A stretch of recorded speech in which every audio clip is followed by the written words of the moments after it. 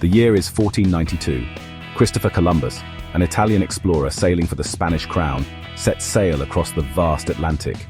He carries with him a vision, a westward route to the Indies, laden with riches. On October 27th, his ships make landfall.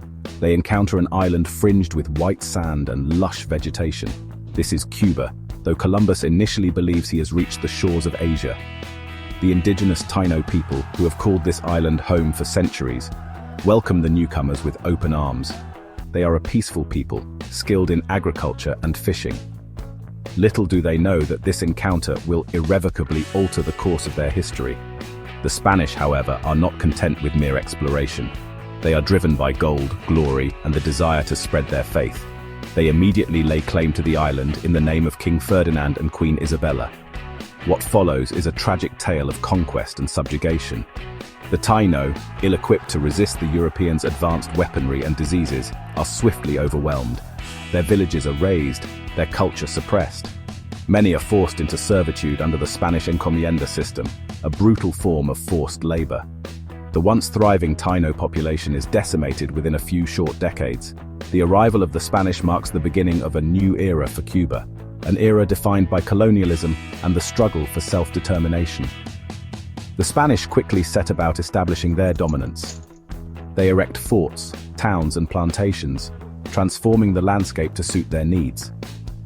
Havana, founded in 1519, becomes a key port in the Spanish Main, a hub for trade and a target for pirates seeking to plunder the riches flowing from the New World. This fledgling colony, however, faces numerous challenges. The indigenous population, ravaged by disease and displacement, proves an unreliable source of labor. This labor shortage, coupled with the insatiable European appetite for sugar, will have profound consequences for the island's future. The Spanish conquest of Cuba is a stark reminder of the brutality that often accompanies exploration and colonization. The Taino, peaceful and welcoming, are met with violence and subjugation. Their story, though tragic, is not unique. It serves as a cautionary tale about the human cost of empire and the enduring legacy of colonialism. With the indigenous population decimated, the Spanish turned to a new source of labor-enslaved Africans. Ships laden with captive souls begin to arrive in Cuba, their human cargo forced ashore to work the burgeoning sugar plantations. The transatlantic slave trade, a horrific chapter in human history, leaves an indelible mark on Cuba. It shapes the island's demographics, its culture, and its very soul.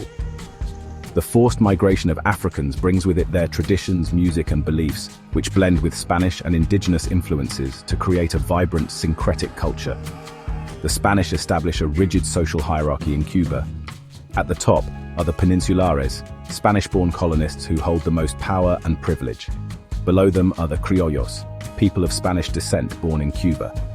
While the Criollos enjoy some advantages over other groups, they resent the political and economic dominance of the Peninsulares. This simmering resentment will eventually fuel the flames of revolution. At the bottom of this social pyramid are the enslaved Africans, denied basic human rights and subjected to the horrors of plantation life. Their labor fuels the colony's economy but comes at a terrible human cost. Despite the brutality of the plantation system, enslaved Africans find ways to resist. Some resist overtly, through armed rebellion or escape into the island's rugged interior. Others resist more subtly, preserving their cultural traditions, language, and religious beliefs. Music, in particular, becomes a powerful form of resistance and cultural expression. The rhythms of Africa, blended with Spanish melodies, give rise to new musical forms such as the rumba and the son that embody the spirit and resilience of the Cuban people. The Spanish presence in Cuba transforms the island into a hub of trade and agriculture. The fertile land proves ideal for cultivating sugarcane, which quickly becomes the backbone of the Cuban economy. Tobacco, too, emerges as a valuable cash crop. These industries, however, rely heavily on enslaved labor. The wealth generated flows primarily to Spain, enriching the crown and fueling further colonial expansion. The seeds of Cuban identity are sown during this period, a complex tapestry woven from indigenous resilience, African heritage, and Spanish influence. Please like and subscribe to Emgotvhistory Warfare for more stories.